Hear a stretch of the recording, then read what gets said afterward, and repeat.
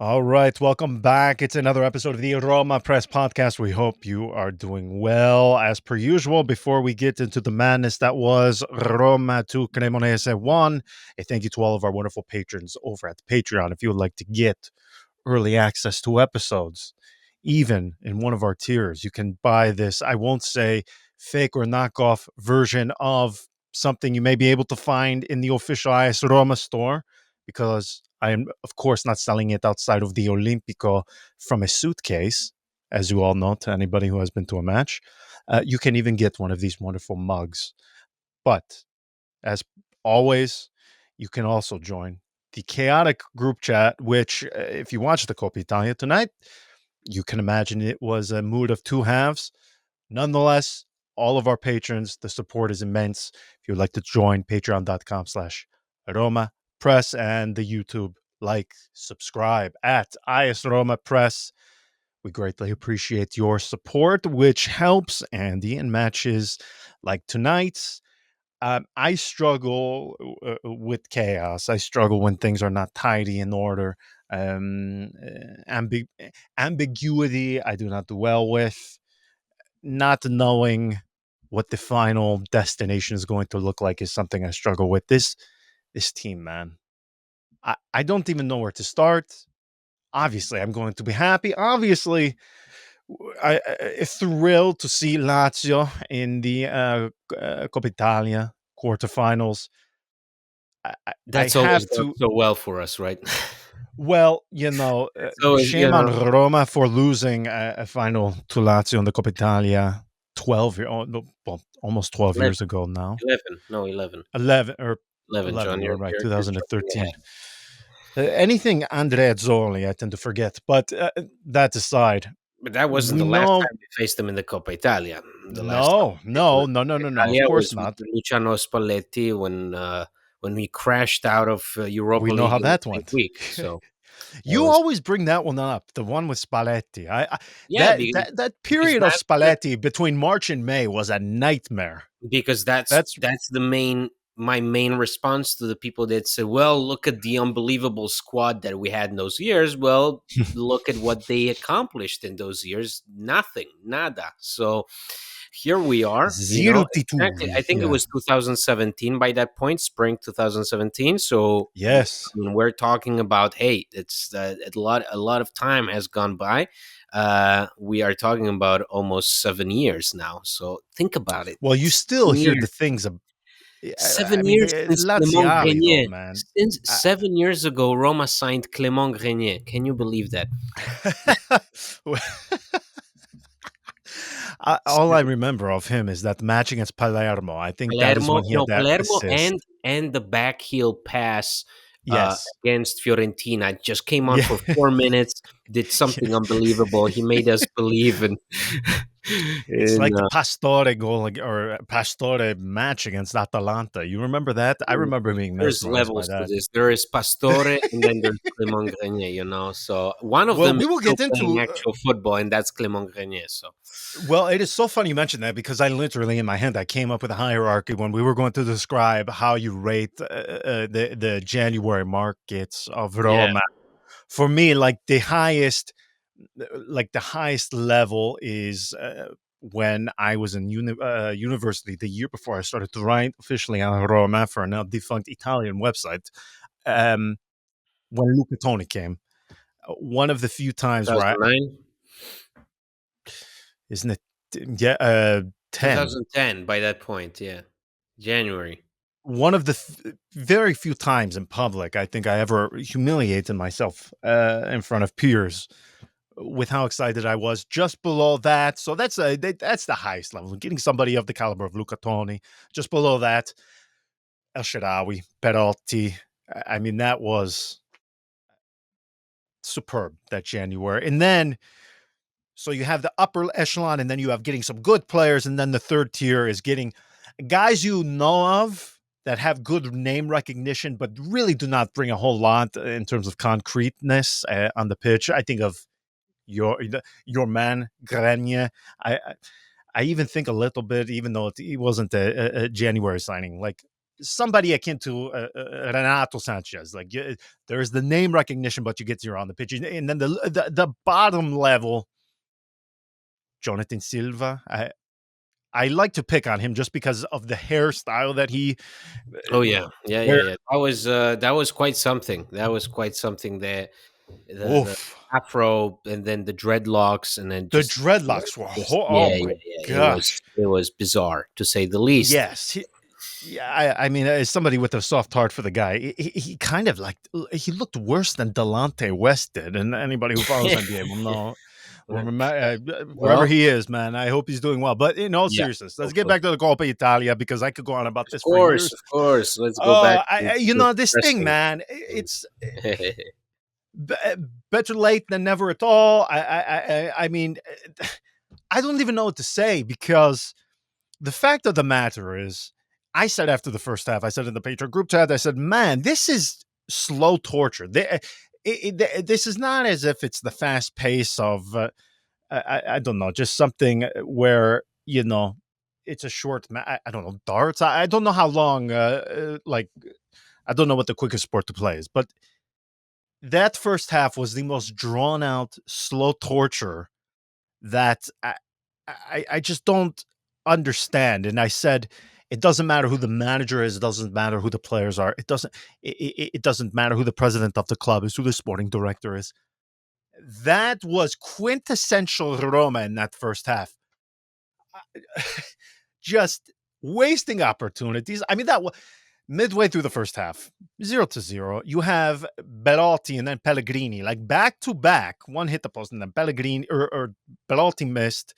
Goalkeeper saves, and then Pellegrini hits the post, and then that's right there. You just think to yourself, "Oh, it's going to be one of those evenings." And sure enough, Cremonese, 10 minutes later, almost exactly 10 minutes later, they go and take the lead. And listen, I was pissed off. I wasn't too worried, admittedly, but as the match started to wear on, we get midway through the second half, and I'm thinking to myself, "Oh my gosh, this is going to happen again." I remember you less than 1 year ago, after what happened between Roma and Cremonese. You and I do this every single week, Yep. 2 times a week. Yes.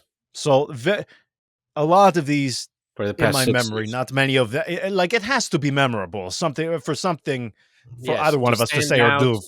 to really get us going. True. Yeah, I mean that Cremonese one for you. It got me I going. don't Yeah. remember seeing you so down before, True. and I truly thought to myself, "Oh my goodness, they are This going is to gonna do it this is again." gonna end it all tonight. Is he? Well, and man, they came close. But the thing, I suppose, the thing that bothers me most is clearly, even though they were losing 1-0, Roma were better. They were better. It was almost as if it was like the older sibling toying with the younger sibling, but they couldn't do anything. They couldn't find the back of the net. So at the end of the day, nobody cares who bossed who. It is he who pays the piper calls the tune. So if you get the goal, you get the victory. That's all that matters. And I thought all of these opportunities. I mean, you had Dybala, Luca, and after halftime, they came out firing. They came out firing. I mean, Paulo Dybala makes a nice action. He gives the ball to Lukaku. It does a heavy touch. They were clearly at a different level. You talk about levels to this. I mean, in that second half, it was one-way traffic, but if you can't find the back of the net, that means zero. And as the minutes started to tick away, tick away, tick away, I'm thinking, oh my gosh, I'm going to have to go on there and talk, not Roma being upset by a fellow Serie A side. We're going to be discussing Roma losing to the fifth placed team in Serie B. And I made the mistake of looking back, since you and I have been doing this, at what Roma have done in the Coppa Italia for the past 5 years. And you want to talk about depressing? It is as if this has become an annual tradition. You have Christmas, you have all of these other holidays that come around the same day each year. It's right around this time where they just feel like kicking you in the balls right around this time.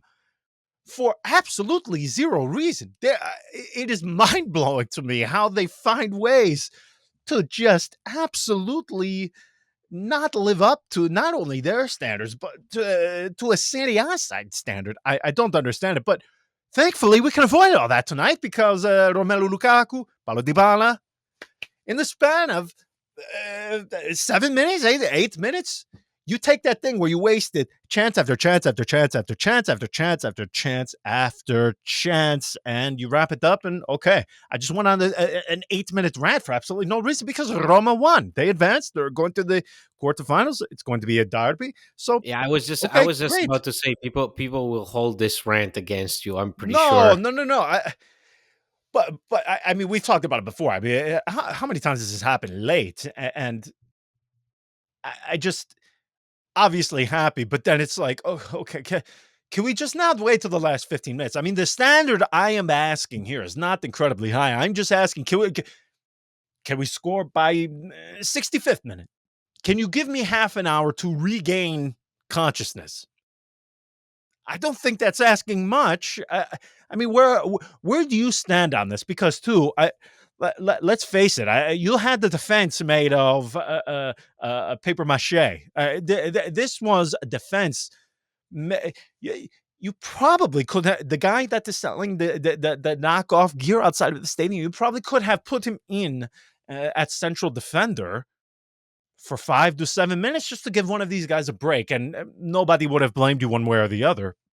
So this was a team that was being held up together with tape, and of course, I don't know if you did this too, but within like 5 minutes, Paulo Dybala gets tackled like right outside the area, and I thought, oh, it's happening, because it took him a moment to get up, and I thought, oh no, it's going to be an elimination, a week chock full of nonsense, and an injured Paulo Dybala. But thankfully, we don't have to do any of that. They win, and as long as you win, you get the victory and you advance. Nobody cares about all this crap.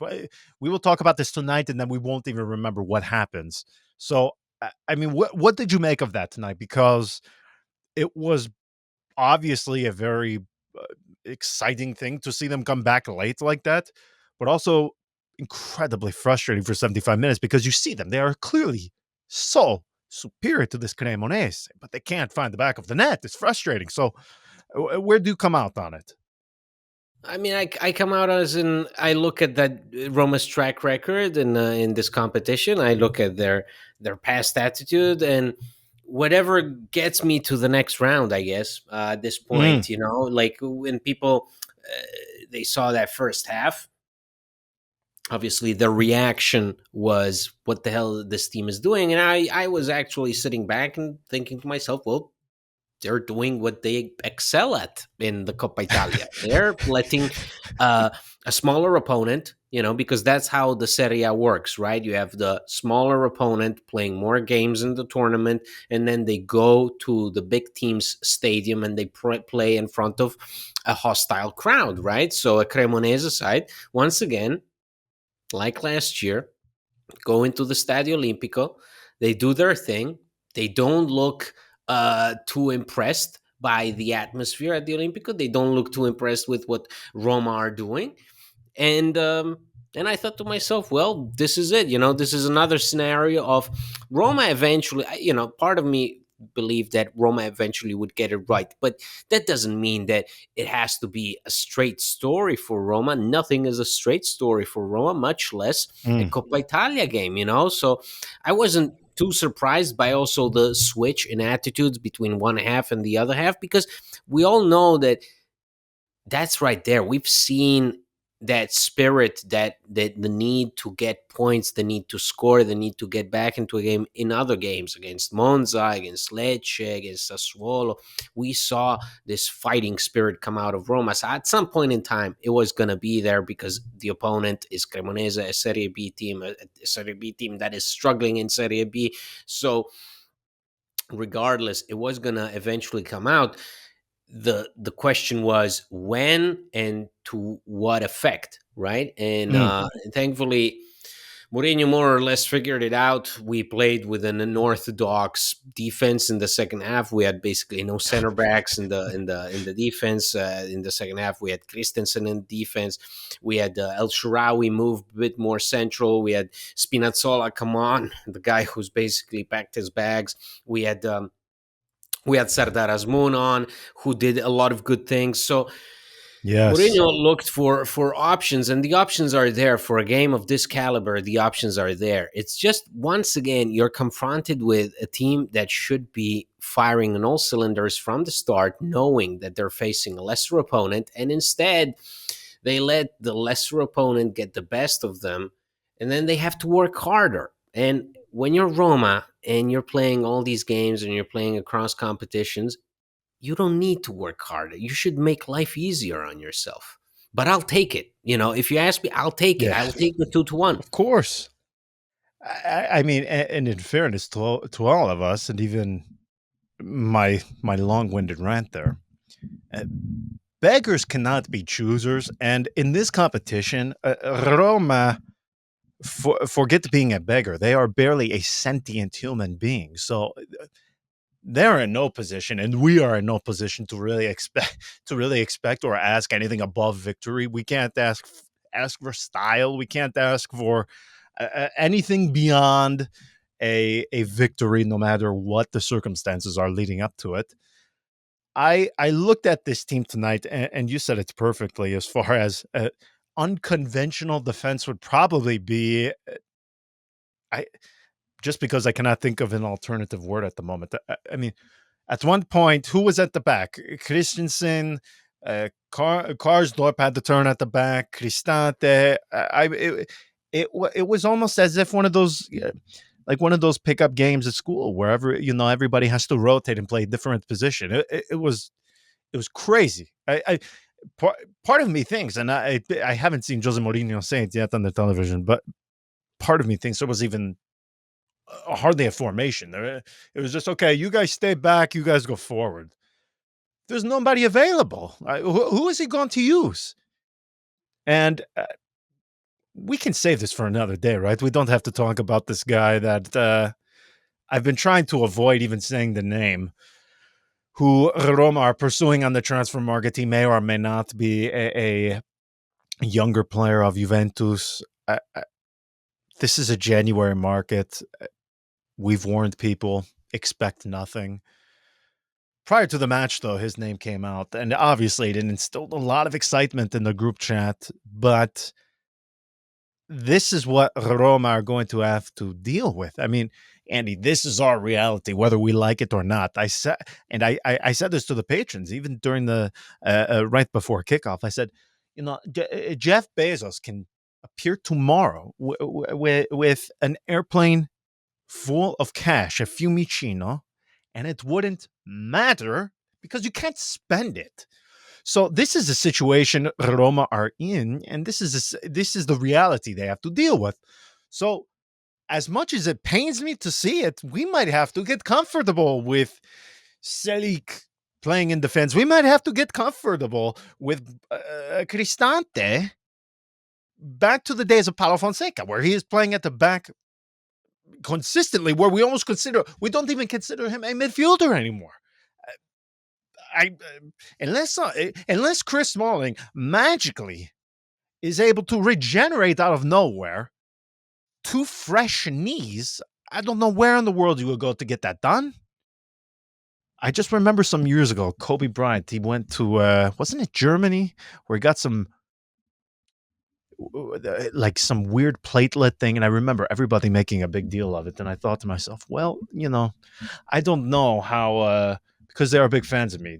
His representatives are familiar with that. I thought maybe I could just pass on the name of this place that Kobe Bryant went to all those years ago. I mean, unless Chris Smalling is able to regenerate two fresh knees, unless Kumbula is able to magically get match fit within the span of just some days, this is our reality. You have no Indica. You now have no, in addition to him, Hussein Mawar. I mean, we are talking about a team that is barely hanging on, barely. And I don't care if it's a team from Serie B, to have a squad that is again being held up just with band-aids and tape. I'm not going to say I was impressed because I went on a 15-minute rant to begin this episode, but they do have to be commended simply from the standpoint of if you just look, man, they are decimated. They are decimated. At the beginning of the season, you and I said this might be the first season in some time that Roma actually has depth.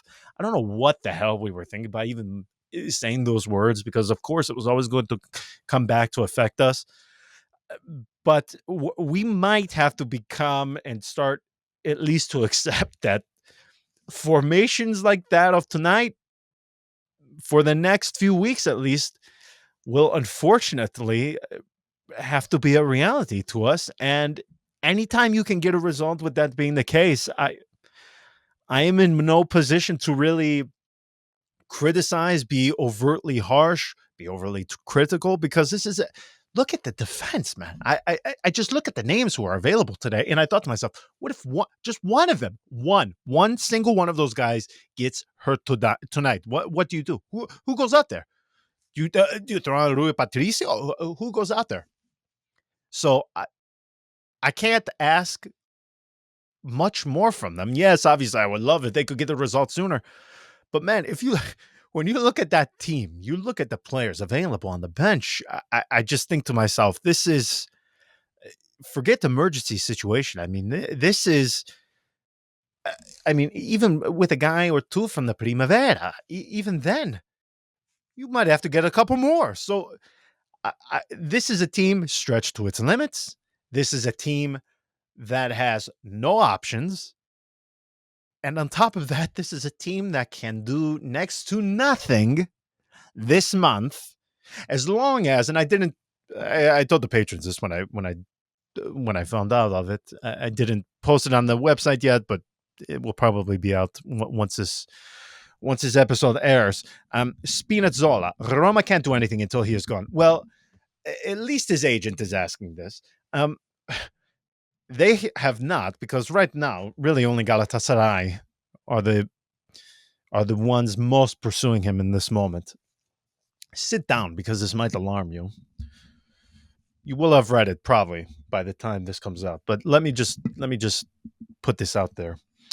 He is asking for a contract of 3 years and a base wage of what he earns now at Roma, but he is asking a significant bonus for appearances worth 500,000 euro.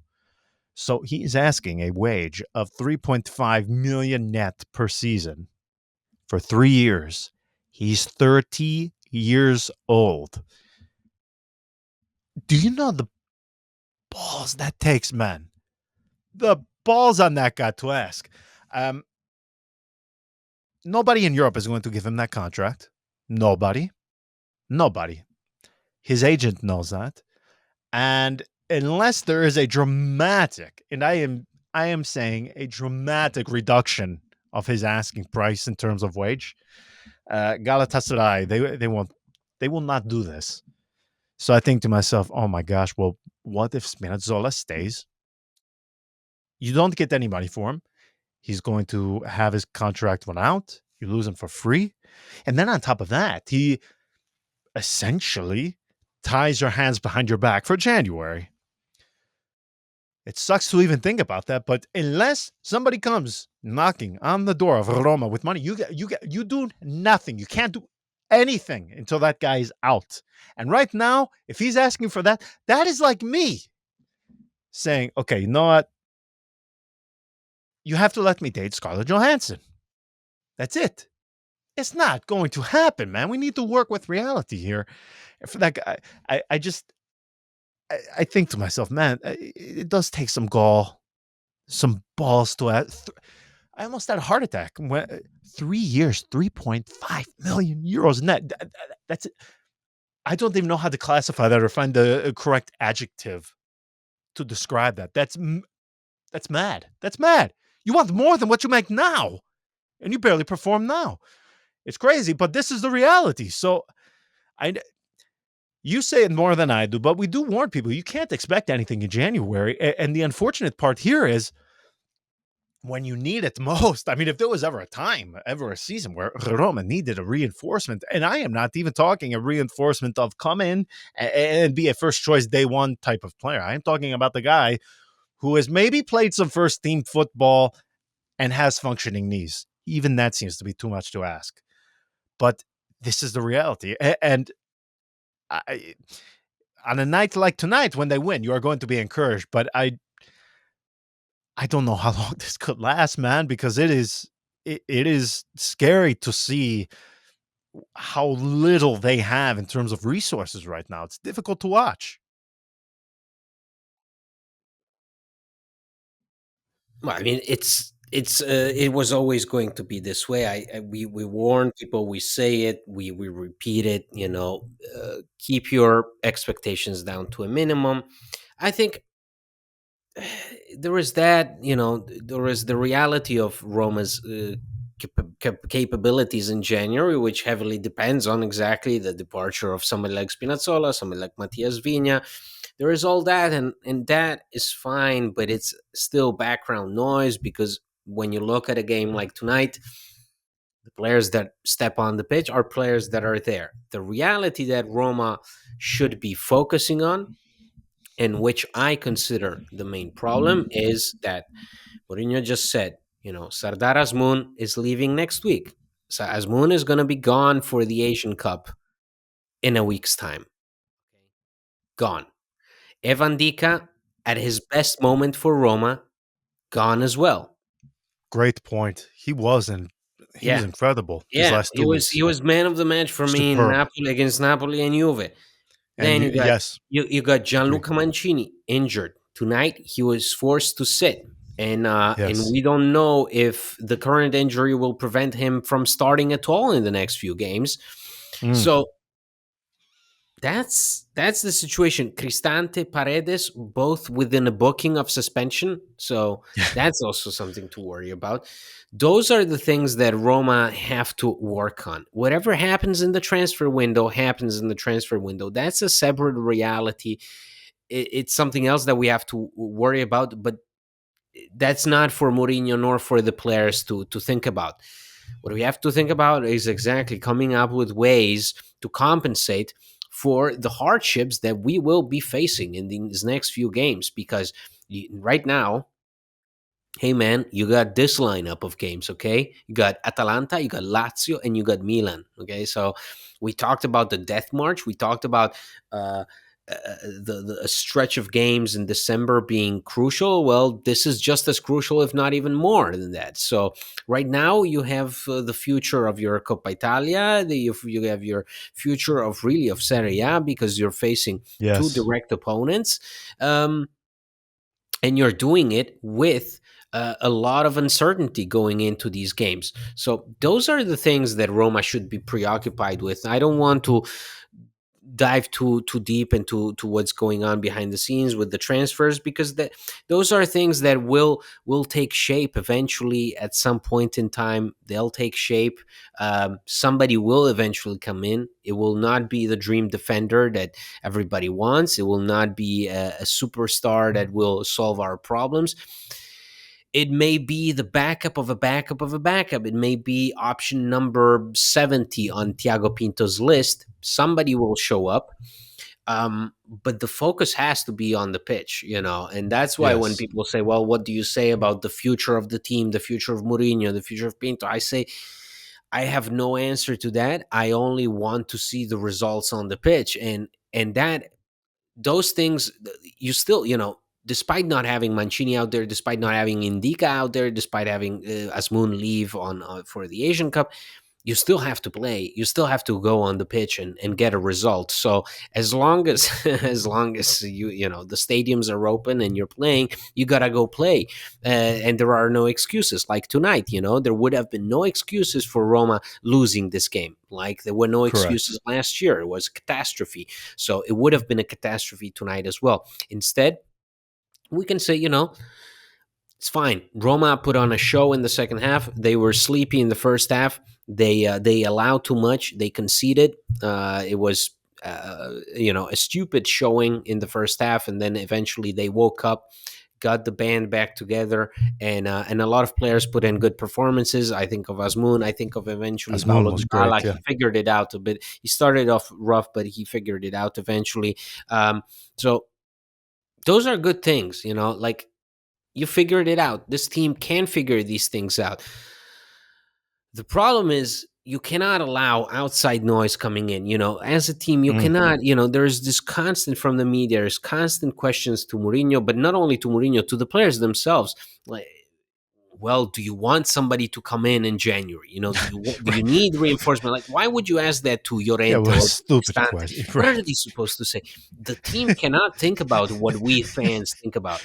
The team has to think about figuring these things out, these issues, and getting the results on the pitch. That's all we care about, because as fans, we're outside, we're sitting on our phones, we're checking Twitter, we're checking the news, whatever it is.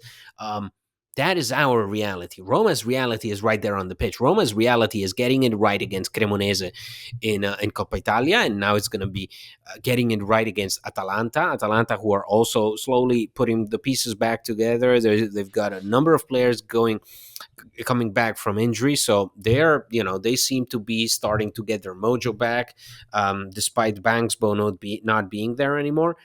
Um, and then it's Lazio, and we all know how much Lazio care about the derby, and we know Yes. our track record against them in the Coppa Italia, which I've mentioned earlier. It's not pretty. It's not, so. But those are, again, things that can only come out of the team. Nothing, regardless of who you add in January, that will not solve the next match. The next match is the next match. The next match is for Mourinho and for the players to get right. What is your early read on this match against the ex or the ex club of Bangsbo? This is one of those things where anytime it comes to Atalanta, you can even apply the same to Roma. This is something I just you don't know what you are going to get, and it's something I struggle with because it's like who really are you? I mean, there have been times this season, man.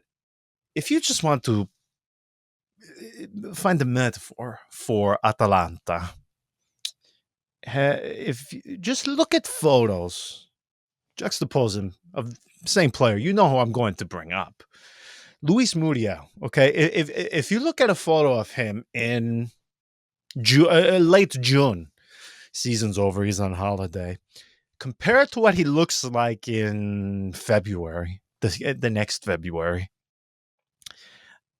you would think it is two different people. The guy from Yeah, June, yeah, yeah. Look the at guy. Luis Muriel at Sampdoria and Fiorentina, and then compare him. And of course, we are never going to body shame, but that encapsulates Atalanta and Roma. I don't know what to expect. I obviously nobody's going to feel great when you look at who is available, who is not available. It's not a good feeling to think to yourself, "Wow, we're only going to have one." And by the way, Diego Llorente, if you had to take the three best defenders, is if Chris Smalling was available, Mancini, Indiga, and he is probably the odd man out when it comes to the three best defenders of Roma. So now we are at the point where we have to rely on the guy for 90 minutes every single match. And then who are we going to put next to him now? Mancini, as you said, injured. I do not think he's going to be available for this one. Um, Not great. I don't feel great about it. It's not in Bergamo. Thank Thank goodness. Nobody likes to go there anyway. Never mind to play a football match.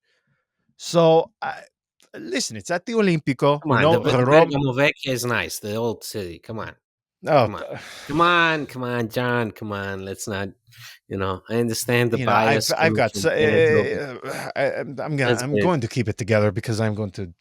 Okay, it's Otherwise, fine. Fine, that's some fine. I'm things are sorry. going to come out. But listen, this team is different at home than they are away. So I'm not going to count them out. Obviously uneasy with the number of absences that will not be available for this match. They can do it though. They can do it. They can easily do it. My fear, though, like always, is that this entire thing, this entire structure, it's like when you see a waiter. You are at a very nice restaurant that is busy, and you see the waiter or the waitress is getting a bit overzealous with the number of plates they believe they are able to carry, and you see it. You see them barely being able to balance them correctly, and you see this one that's about to just fall off of their arm, and you know that once that one falls, they all fall.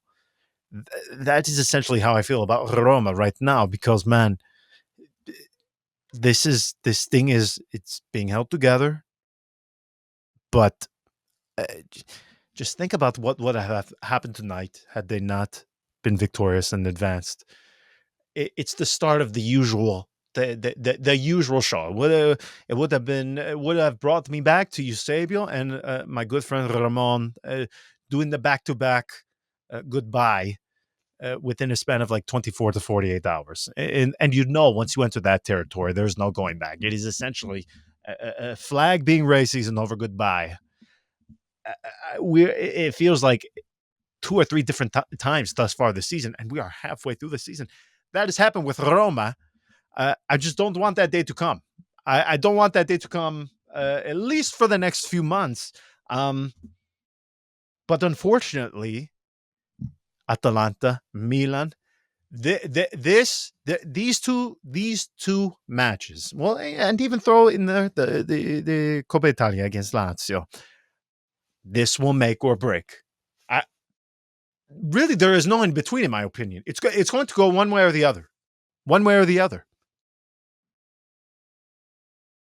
Absolutely, it's the way it is. It's the importance of these next few games is I think is felt in Roma's locker room. I think there is full awareness of the implications of what happens if you get it right or if you get it wrong. Mm, That's why there is so much talk about who's there, who's not there. There's that fear, like there was.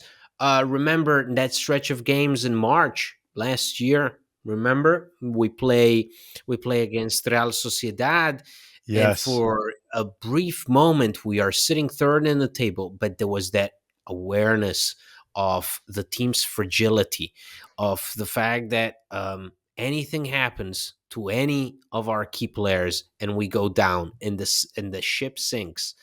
And eventually that's what happened. I don't know if this is the case right now. I don't know what Roma are what the thought process behind the scenes is, if there is much preoccupation about this transfer window. I think the reality of the situation, the reality of how restrictive these parameters that Roma and UEFA agreed upon are, is pretty common knowledge at Trigoria by this point. So I don't think that anybody at the club are in for a big shock the way the fans were in these last couple of days when the news broke out that we only have X amount of millions available for the window. So again, the focus has to remain on the pitch.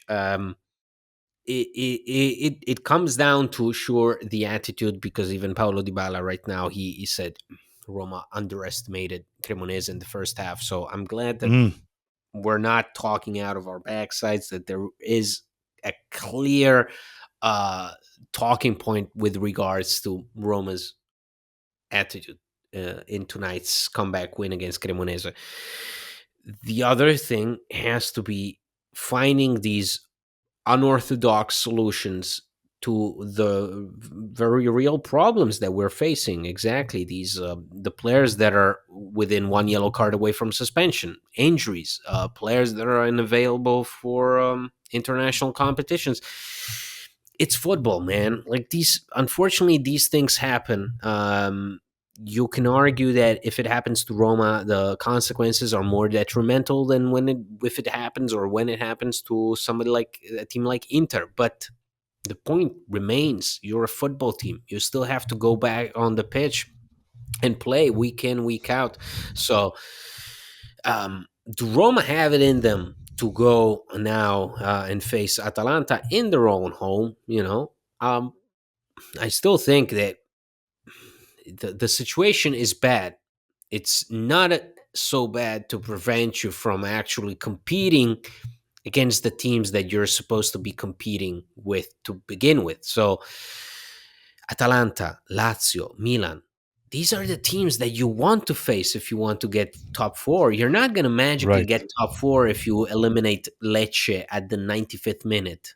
Top four comes when you beat the teams that aim for top four just like you. So that's the entire philosophy. There is no more grand uh, idea behind this. It's you want a top four, you got to win. You got to win against the teams that want top four as bad as you do. Simple as that. Couldn't agree more. We will leave it there. We will be back after the match of the weekend against Atalanta. Until then, ciao.